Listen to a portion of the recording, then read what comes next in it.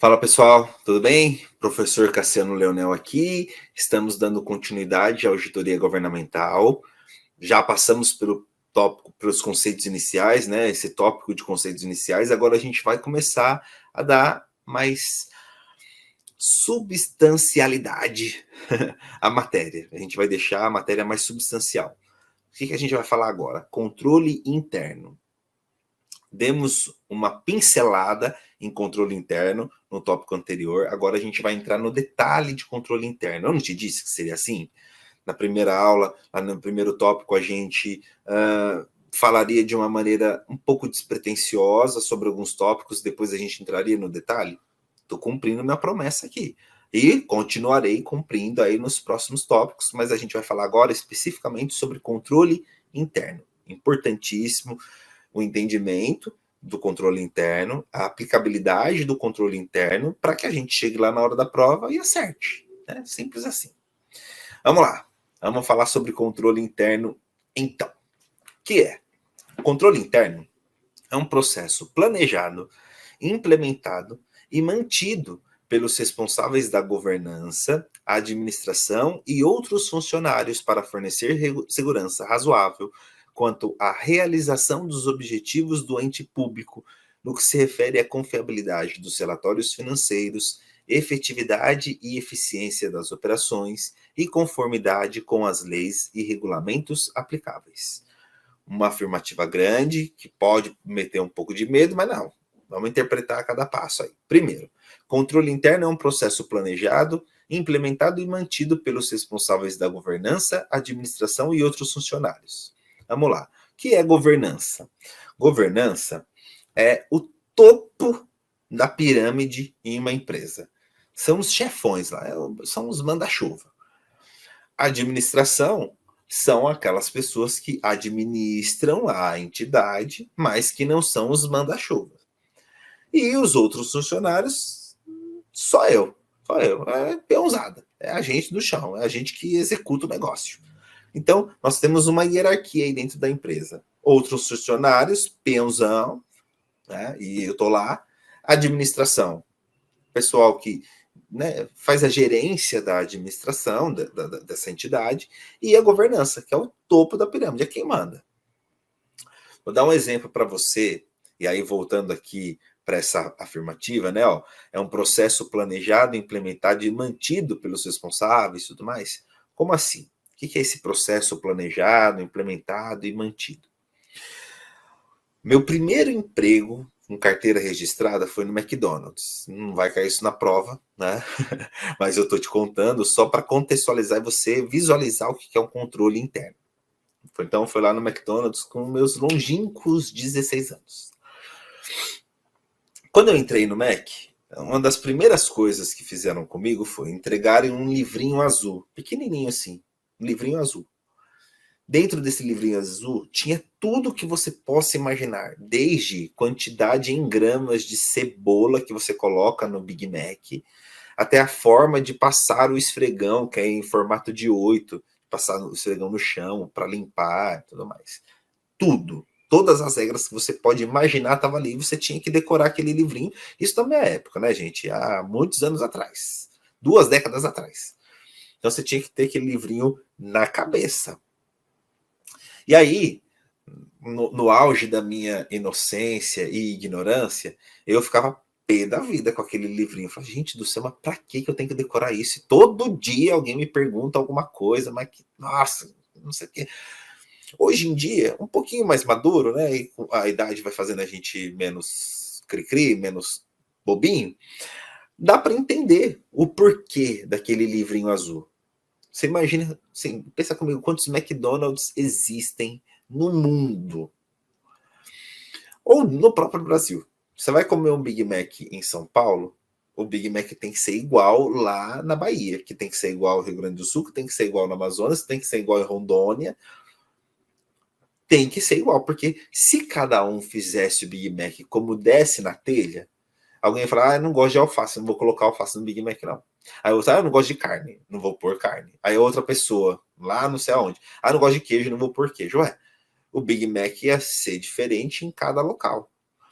Para garantir que os seus objetivos serão alcançados, o que o McDonald's fez? Criou um controle interno. Ele definiu procedimentos, processos, rotinas, para garantir que qualquer que seja o funcionário, em qualquer loja do McDonald's, em qualquer canto do Brasil, o Big Mac tenha o mesmo tamanho, sabor, as mesmas quantidades. Para isso existe um controle interno, né? Só eu contei essa historinha só para você entender o porquê da importância do controle interno. É por isso que é importante o controle interno, porque você planeja processos, rotinas, procedimentos para garantir que os seus objetivos serão alcançados. E todo mundo tem que entrar nesse barco, desde o topo da pirâmide até a peãozada, nós aqui no chão de fábrica. Porque quando eu trabalhava lá, puxando o gancho lá do McDonald's, quando um gerente precisava entrar ali na mesa de condimentação, trabalhar na cozinha, quando a loja ficava muito cheia, ele também tinha que seguir lá a quantidade de alface certinho, de cebola, uma fatia de queijo no Big Mac, 2 de picles, o pão tem que ficar tostando não sei quantos segundos. Todo mundo tem que cumprir para que os objetivos da entidade sejam alcançados. Né? Isso trazendo no McDonald's para o setor público. Também o setor público, imagina o tamanhão desse Brasilzão enorme aí. O setor público ele tem que definir procedimentos, processos, rotinas para garantir que os seus objetivos serão alcançados. E quais objetivos, né? Aqui, ó, relacionados com a confiabilidade dos relatórios financeiros, antepenúltima linha aí, efetividade e eficiência das suas operações e conformidade com as leis e regulamentos aplicáveis. Tá ok? Espero que tenha ficado claro aí esse conceito de controle interno e a sua importância. Mas não é só isso, vamos dar seguimento aí. A auditoria interna é diferente de controle interno. Olha aqui para mim, rapidinho. Eu nem leio o resto do slide. A auditoria interna é diferente de controle interno. Professor, eu nem sei que é auditoria interna. Já estou cantando a bola para você agora. No tópico anterior, nós falamos o que é auditoria. Agora, nós estamos falando sobre controle interno. Vai chegar um momento, um pouquinho mais para frente, que a gente vai falar sobre auditoria interna. Só para você visualizar, vou usar o exemplo de uma empresa de bens de consumo que eu trabalhei também, né, antes de ser servidor, que é na Procter & Gamble. Trabalhei lá por alguns anos, né? E a Procter & Gamble, ela era submetida constantemente a auditorias, né? Então, o pessoal verificava se estava tudo certo. Se o sabão em pó tinha a quantidade de corante correta, de perfume, se estava embaladinho, se o pallet estava enquadrado corretamente. Auditorias constantes ao longo do tempo. Só que aí, essa auditoria, que a gente ainda vai detalhar mais para frente, confia em mim, a auditoria ela pode se dar de duas formas. Uma auditoria externa, alguém que vem de fora, externa, né, de fora da entidade, ou auditoria interna, que é uma equipe ou uma pessoa que está dentro da empresa, que faz parte do organograma da empresa. Então, nesse ponto, a gente tem que saber que existem dois tipos de auditoria. A auditoria externa, que é alguém que vem de fora, e isso acontecia, né, com alguma frequência na Procter, de ano em ano, de 2 em 2 anos. E a auditoria interna, que acontecia com mais frequência, porque o funcionário ou a equipe já estava lá dentro da fábrica. Então, a auditoria pode se dar de duas formas, internamente ou externamente. O que eu estou falando, e a gente vai detalhar isso mais para frente, não se preocupe. O que eu estou te falando agora é que o controle interno é diferente da auditoria interna que a gente ainda vai estudar. Vamos voltar lá para o slide. Olha só. A auditoria interna é diferente de controle interno. Enquanto a auditoria é uma atividade, o controle é um processo. Ou seja, a auditoria é uma atividade a ser realizada e o controle são ações que uma empresa aplica para garantir a consecução de suas metas e objetivos. Então, controle interno são procedimentos, processos, é algo inanimado. É um processo, não é ninguém, é um processo, é uma rotina. Ó, Cassiano, quando você for fazer Big Mac, tem que colocar não sei quanto de alface, cebola, uma fatia de queijo, 2 de pix, 2 carnes, não sei o que. Procedimento, processo, isso é controle. A auditoria interna é uma atividade que alguém exerce. A auditoria interna, ela é a auditoria do controle interno. Porque pensa aqui comigo, de nada adianta ter um livrinho azul do McDonald's falando tudo que você possa imaginar. Quanto de alface tem que pôr, de cebola e tal. De nada adianta ter aquele livrinho se ninguém verificar se esse livrinho é cumprido. Então, deve haver, né, deve existir uma verificação do cumprimento desse controle interno. Será que esses procedimentos que foram definidos estão sendo cumpridos corretamente? Para isso, a auditoria interna existe. Dentre outras coisas que a gente vai debater ainda, a auditoria interna, que é uma atividade que alguém executa, vai verificar se aqueles procedimentos, se aqueles processos, aquelas rotinas do controle interno estão sendo cumpridas. Beleza? Então, cuidado aí. Cuidado, mas falaremos melhor sobre a auditoria interna no momento certo, não se preocupe. Seguindo, a responsabilidade não é restrita à administração, ela é de todos. Então, o controle interno, esses procedimentos aí, isso daí não é responsabilidade da administração, não. Todo mundo é responsável pelo controle interno. Porque, imagine, só a administração cumpre os procedimentos e os processos. O resto do pessoal não. Não ia fazer muito sentido, né? Porque os procedimentos, processos são basicamente planejados e implementados para garantir que todos os objetivos de uma entidade sejam alcançados. Então, de nada adianta você ter só a administração cumprindo o controle interno, os processos e procedimentos, e o resto do pessoal não, né? Então, responsabilidade de todo mundo. Outra, há uma relação diretamente proporcional entre a eficácia de um controle interno e a participação e priorização dela por parte da alta administração. O que é isso? Deixa eu te dar um exemplo aqui, usando o McDonald's novamente.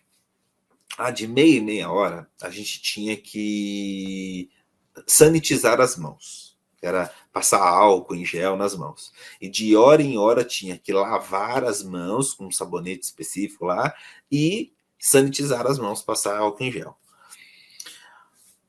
Se a administração, a alta administração, não cumprisse com aquilo, o que poderia gerar no funcionário? Né? Ele ia olhar, deu meia hora lá que tinha que sanitizar as mãos, aí alguém falava, e era real, sim, é real. Alguém falava, pessoal, sanitizar as mãos. Aí é todo mundo lá sanitizar. Se você estivesse perto do gerente, o gerente pegar e falar, deixa pra lá, depois eu limpo a mão. Aquilo ia gerar um desconforto no funcionário. Ele falou, por que eu vou seguir se o gerentão deveria dar o exemplo? Se ele não for limpar a mão, também não vou, não. Aí daqui a pouco passa outro gerente e na hora de lavar as mãos, fala assim, gente, relaxa, relaxa. Uma chatice, lavar a mão, não sei o quê. Concorda comigo que ia gerar uma desmotivação? Agora, se a alta administração, se a administração cumpre com o controle interno, deu lá meia hora de sanitizar a mão, vai lá o gerente sanitiza a mão e fala, gente, vamos lá, sanitiza a mão aí. Então, opa, se o manda-chuva, se o gerentão tá fazendo, quem sou eu para não fazer? Dá aquela motivada. É algo meio subjetivo assim, mas que tem total relação com o controle interno. Há uma relação diretamente proporcional entre a eficácia de um controle interno e a participação e priorização dela por parte da alta administração.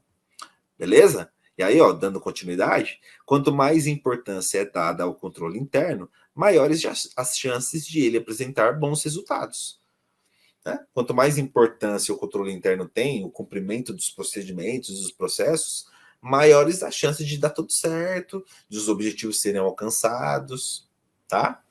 Outro item, o objetivo é assegurar a realização dos objetivos do ente público. O controle interno, trazendo aqui para a auditoria governamental, o controle interno objetiva assegurar a realização dos objetivos, né, do ente público. Implantar um controle interno é trabalhoso, porém pode resultar em benefícios sem par ao ente no atingimento de seus objetivos e metas. definir procedimentos, processos, rotinas, dá um trabalho. Você tem que entender aquele processo e definir rotinas, né? Porque, imagine, independentemente do servidor que for atuar naquela entidade, naquele ente público, os processos, os procedimentos serão cumpridos. Dá trabalho entrar nesse detalhe e deixar tudo normatizadinho, mas os benefícios gerados são elevados, né? Então pode haver essa compensação aí, falaremos disso daqui a pouquinho, dessa compensação. Ó, outro, atua por meio de controles, procedimentos, rotinas e métodos. Então, o controle interno nada mais é que definir controles, procedimentos. Olha, quando o remédio chegar lá no hospital, o que fazer com esse remédio? Quem recebe? Quem registra? Onde armazena? Independentemente se for a Maria, o João, o Joaquim, a Francisca, independentemente do servidor, o procedimento deve ser cumprido. Tá? Então, o controle interno atua aí por controles, procedimentos, rotinas e métodos, verifica as operações, os aspectos contábeis e normativos da empresa. Não se restringe a uma área ou aspectos. Então, operações, aspectos contábeis e normativos é um mundo de coisas. O controle interno não existe para uma área só. Você pode ter um controle interno para o Ministério da Saúde, para o Ministério da Educação, verificar a compra dos remédios, o recebimento dos remédios, a pesquisa de preços dos remédios. Controle interno abrange muitas áreas e aspectos, tá? E a existência de um sistema de controle interno apropriado que reduz ao mínimo a probabilidade de ocorrência de riscos. Vamos lá, vamos debater esse negócio aqui. Vamos debater esse negócio aqui, nós dois juntos. Quando você tem um controle interno robusto, que existe e que é robusto, você reduz ao mínimo a probabilidade de ocorrências de coisas inadequadas, riscos. Então, por que o McDonald's era tão quadradinho em relação àquele livrinho azul? Porque o controle interno, bem definido, procedimentos, processos, rotinas, controles, bem definido, você garante que, independentemente do servidor, do funcionário, do estado de espírito, se a pessoa está feliz ou se ela está triste, se está chovendo ou se está sol, se a pessoa está... Né, independentemente de qualquer coisa, a existência de um controle interno apropriado reduz ao mínimo a probabilidade da pessoa fazer as coisas ao Deus dará. Independentemente de qualquer coisa, os processos serão cumpridos, os procedimentos serão cumpridos.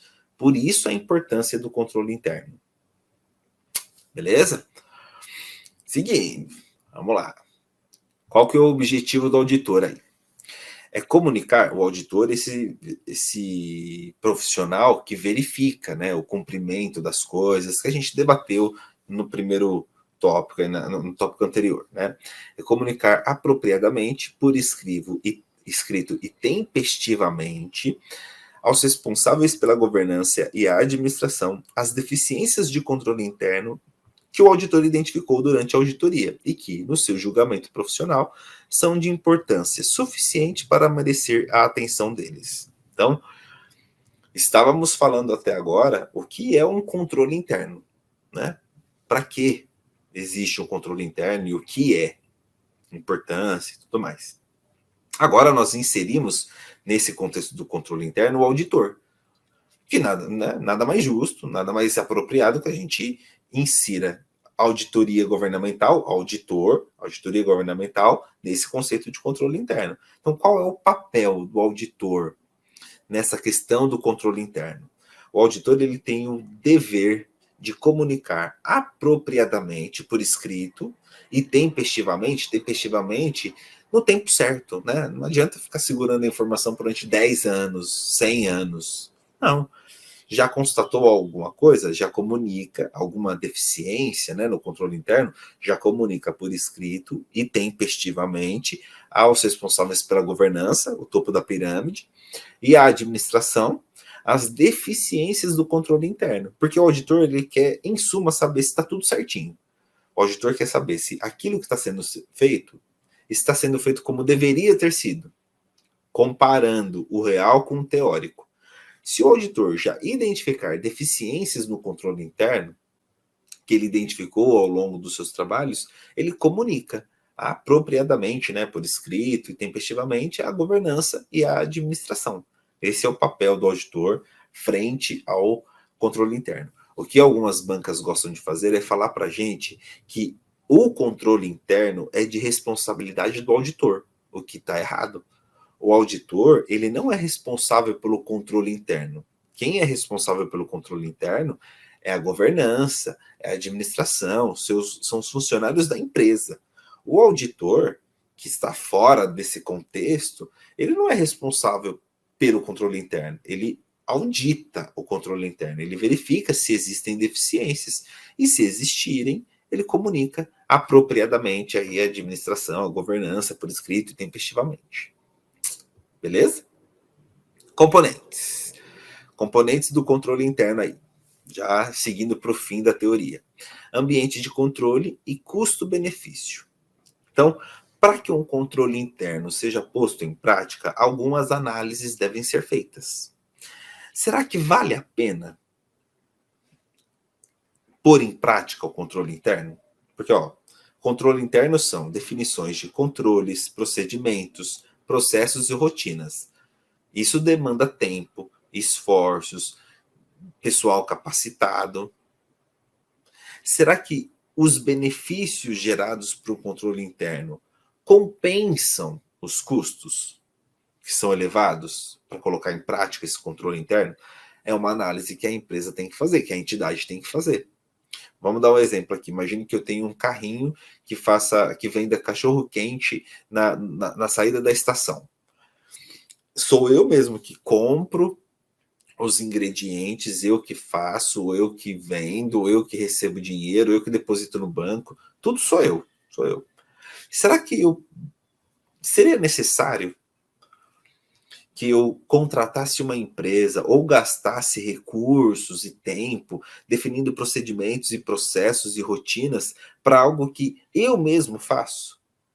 Não vale muito a pena, né? Porque eu ia gastar recursos, tempo, esforço para fazer um controle interno que não interessa mais a ninguém. A empresa é minha, o carrinho de cachorro-quente é meu mesmo. Então, essa análise de custo-benefício tem que ser levada em consideração. Essa análise tem que ser levada em consideração, tá? E ambiente de controle. Esse fato, por exemplo, o exemplo do carrinho de cachorro-quente aí, é algo que demanda um ambiente de controle? Eu sou mais interessado, eu que compro os ingredientes, eu que faço o lanche, eu que vendo, eu que recebo, eu que deposito, tudo eu. Será que eu preciso de um ambiente de controle? Porque ambiente de controle, ele se adequa melhor àqueles ambientes que existem muitas pessoas, muitos interessados e muitos atores envolvidos.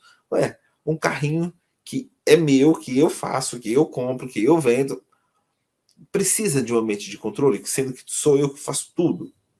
É algo a ser levado em consideração. Para colocar em prática um controle interno, essa análise tem que ser feita. Beleza? Depois, o processo de avaliação de risco da entidade. Também deve-se avaliar aí esse risco da entidade. A entidade ela está exposta a muitos riscos. Por exemplo, uma empresa que concede descontos, só para a gente visualizar, tá? Uma empresa que concede descontos no balcão. Sei lá, chega uma pessoa e fala, olha, estou aqui com umas dívidas, quero quitar. E essa empresa, ela negocia esses valores, dá descontos e tudo mais. Envolve grana. Quem vai fornecer esses descontos não vai ser o dono da empresa, vai ser a equipe dele. Opa, talvez seja necessário, isso, eu estou falando talvez, porque é a empresa que vai ter que fazer essa análise, né? Mas talvez seja necessária essa avaliação de risco da entidade. É uma entidade que está exposta a riscos elevados. A empresa vai ter que definir procedimentos, processos, rotinas para garantir que os descontos sejam dados, sejam concedidos da melhor maneira possível, que o funcionário não pegue o desconto para ele, ou que aconteça algum outro tipo de problema. essa avaliação aí de riscos da entidade. Beleza? Outro componente aí. O sistema de informação, inclusive os processos relacionados de negócio, relevantes para os relatórios financeiros e a comunicação. O que é isso? O que é esse outro componente aí? Ambientes que estão controlados por sistemas de informação, inclusive esses processos relacionados de negócios relevantes, tal, para gerar relatórios, empresas que contam com esses sistemas, elas estão submetidas a menores riscos. Por quê? Você elimina a falha humana. Uma empresa que tem processos automatizados, ela tende a ter resultados mais padronizados. Por quê? Não tem o risco da falha humana, do dia a pessoa tá meio down, ou não prestou atenção, né? Foi meio. Não tinha muita perícia na hora de fazer alguma coisa. Então, é um componente a ser levado em consideração.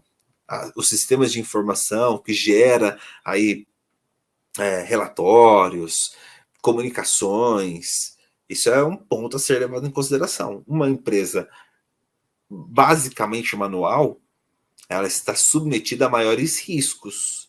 E se está submetida a maiores riscos, o controle interno tem que ficar em cima ali. Beleza? Outro componente, as atividades de controle. Quais são as atividades de controle que estão envolvidas nesse negócio? Então, o exemplo lá do cachorro-quente, possíveis atividades de controle. Tempo de cozimento da salsicha, de condimento, uma colher de vinagrete, uma colher de purê. Existem atividades de controle. Essas atividades de controle são mensuráveis, porque o controle interno ele vai definir procedimentos, processos e rotinas. Então, se eu decidisse colocar um controle interno, implementar um controle interno lá no meu carrinho de cachorro-quente, eu deveria listar as atividades de controle. Ó, a salsicha deve ser cozida em 10 minutos. É uma colher de purê, é uma colher de vinagrete, é 10 gramas de ketchup. Definição de atividades de controle. É algo a ser levado em consideração, porque o controle interno tem que definir processos, procedimentos para que essas atividades sejam colocadas em prática. E monitoramento de controles. Também não adianta, já falamos disso, né? Não adianta você ter um controle interno e não monitorar a sua ocorrência. Então, lá no McDonald's, usando como exemplo de novo, a gente tinha um livrinho azul com todas as regras. Semanalmente você tinha uma LV, se eu não me engano, que era a lista de verificação. Que aí o gerente ou o treinador ia lá e via você fazendo o Big Mac.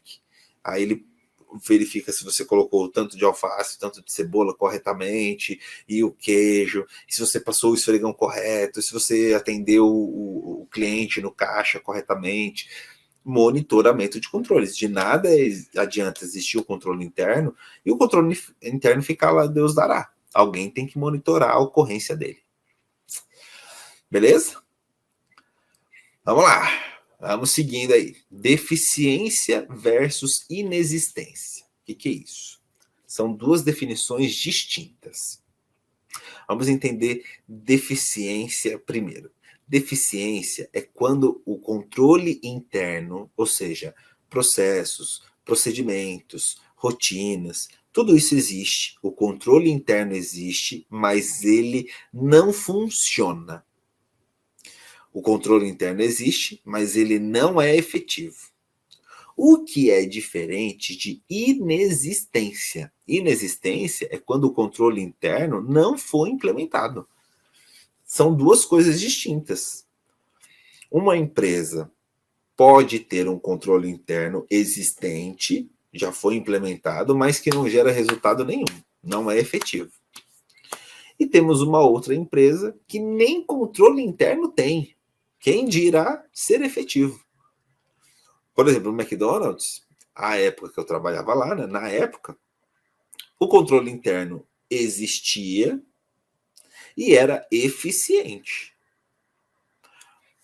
Pode ser que exista hoje uma empresa ABC que ela tenha um controle interno. Os processos, os procedimentos, rotinas, está tudo definidinho. mas o pessoal não está nem aí para o controle interno. Cada um faz do jeito que quer. O controle interno é existente, mas deficiente. E pode ser que tenha empresa XYZ que nem controle interno tem, nem se deu o trabalho de definir procedimentos, processos. Então, o controle interno não é deficiente, ele é inexistente nesse caso. Beleza? Essa é a distinção entre deficiência e inexistência. Veremos isso na prática, não se preocupe, ao longo do curso. Tipos de controles aí internos. Um controle interno operacional, ações com vistas a atingir objetivos. Então, o objetivo de vender Big Macs padronizados, tem lá o controle interno do McDonald's. Controle interno contábil, que são processos, procedimentos, rotinas para garantir a veracidade da contabilidade, dos registros de uma entidade. E também o controle interno normativo, observância da legislação vigente. A legislação vigente. Então, outro exemplo. Uma legislação aí, só para a gente visualizar, né? Lá na Procter, tinha a quantidade de corante a ser despejado na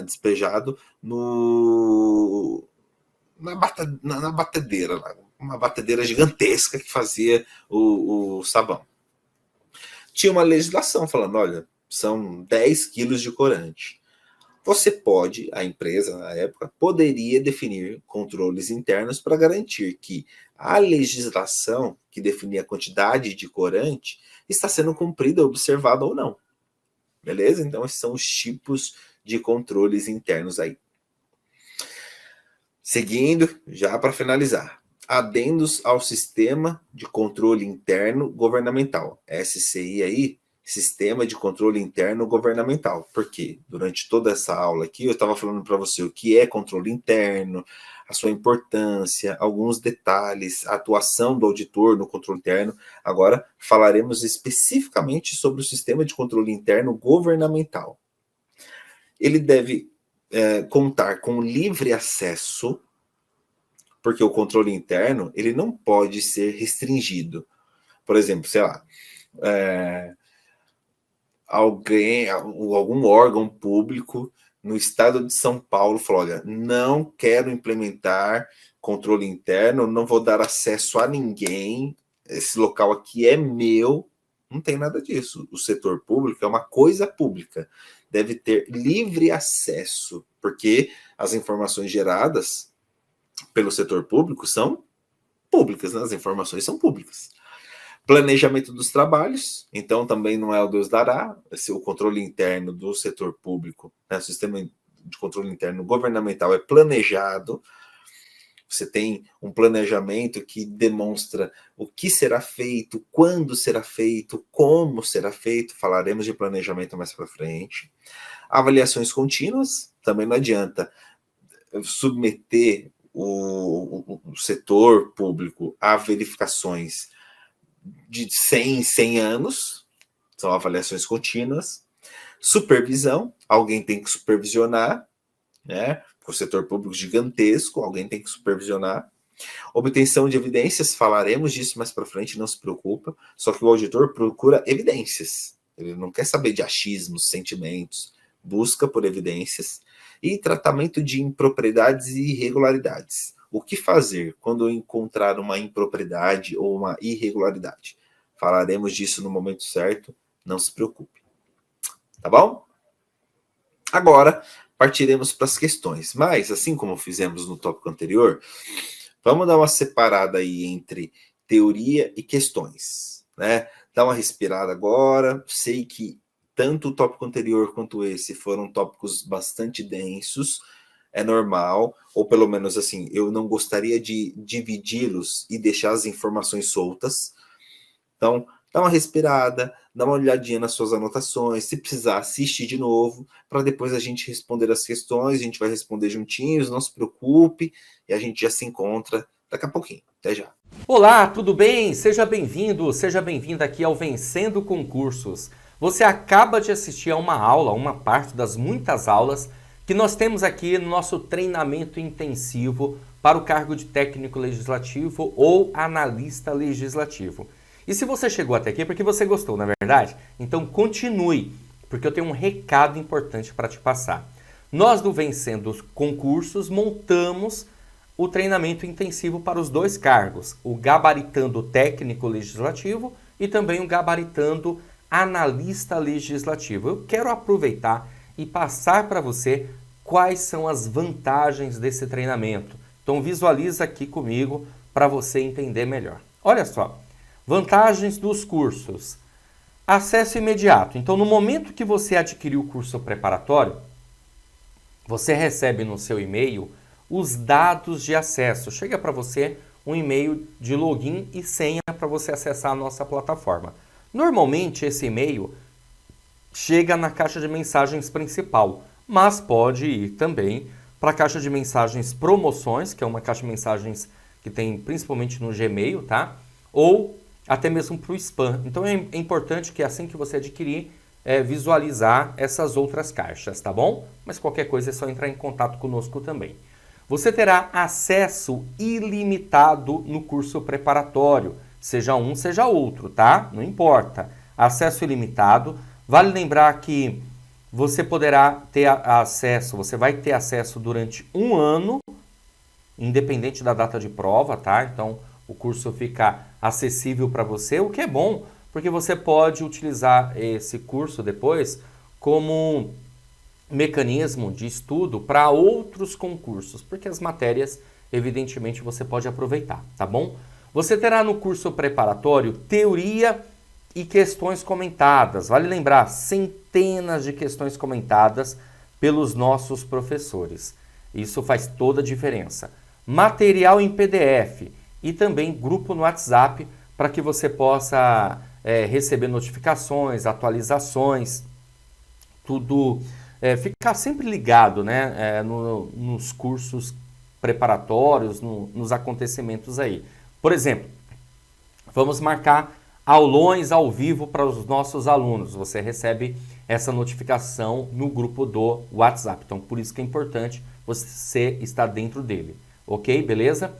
Gente, olha só. Além de todas essas vantagens aqui dos cursos, eu vou dar para vocês ainda 4 bônus. Visualiza aí comigo. Só esses bônus aqui já vale muita coisa, com certeza absoluta. Primeiro bônus, caderno de questões. São questões gabaritadas para você treinar, meu amigo. Olha só, além das questões comentadas que já fazem parte do curso, você vai receber caderno de questões. Vai ter um módulo na plataforma chamado Caderno de Questões. Os cadernos estarão separados por matéria, então você vai baixar. São milhares e milhares e milhares de questões. Não tem como eu falar exatamente o número aqui para você. Mas ultrapassa 2.000 questões. Olha só. Tudo isso para quê? Para que você continue estudando com a gente sem precisar sair da plataforma. Né? Porque pensa bem, ó, você vai ter a parte teórica, vai ter resolução de questões comentadas e aí depois ainda por cima questões gabaritadas para você treinar. Além desse bônus, esse é o bônus 1. Bônus 2. Redações corrigidas. Serão 2 redações antes da prova, tudo bem? Que você vai ter direito. Essas redações corrigidas são individuais. Então o que vai acontecer? A nossa professora encaminhará para vocês o tema, beleza? Você vai fazer uma redação, vai encaminhar para ela essa redação e ela vai corrigir redação por redação, de maneira individual. Só que tem um detalhe interessante. A prova ela vai acontecer no dia 5 de março para analista e no dia 12 de março para técnico, né, de 2023. E no dia 16 de abril nós teremos a prova discursiva, redação. Só vai fazer essa prova de redação quem for aprovado, classificado na prova objetiva. Então, para esses aprovados classificados, vai ter direito a mais uma redação corrigida.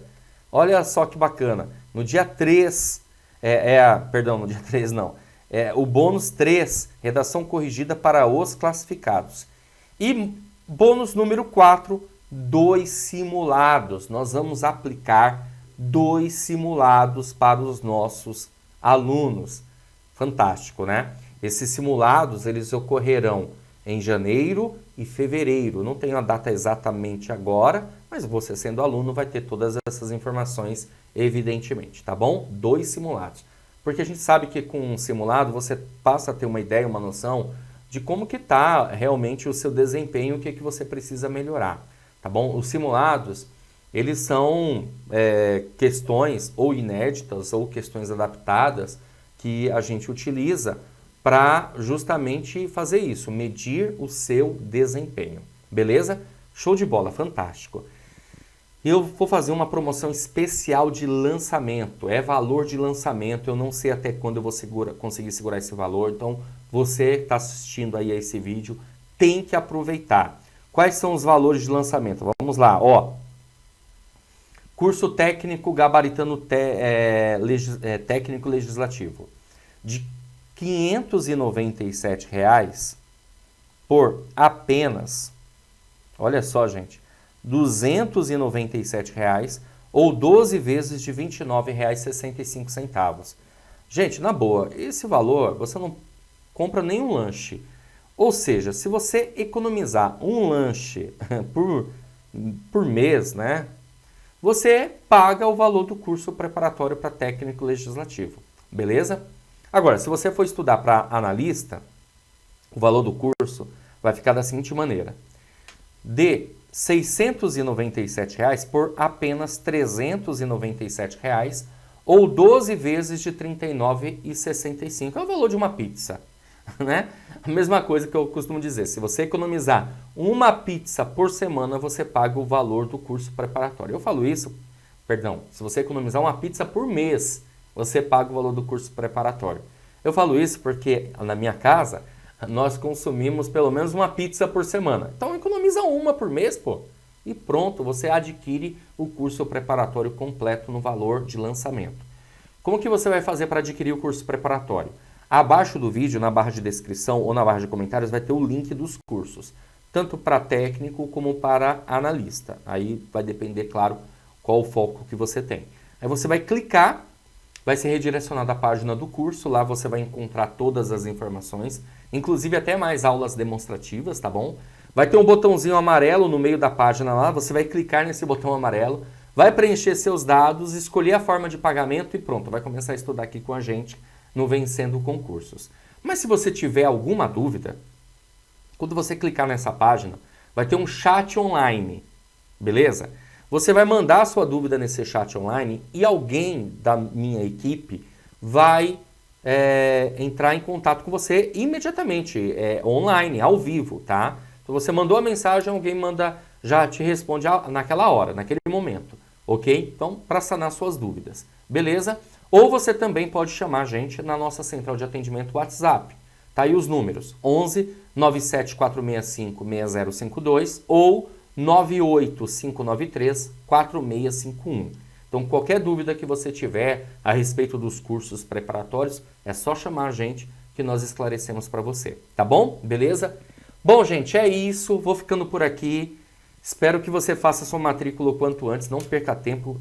Finalizou esse vídeo aqui, já clica, já faz a matrícula, já começa a estudar tudo rápido, imediato, porque a gente não pode realmente perder tempo se você pretende ser aprovado nesse concurso, tá bom? Qualquer dúvida é só chamar a gente. Então, ó, clica no link na descrição, na barra de comentários dos cursos que você deseja fazer para começar o seu estudo. Lembrando, quem adquiriu o curso de analista recebe também o curso de técnico legislativo, tá bom? Então, ó, um grande abraço para vocês. A gente se vê dentro da plataforma, hein? Clica aí e já começa os seus estudos. Valeu, tchau, tchau, até mais.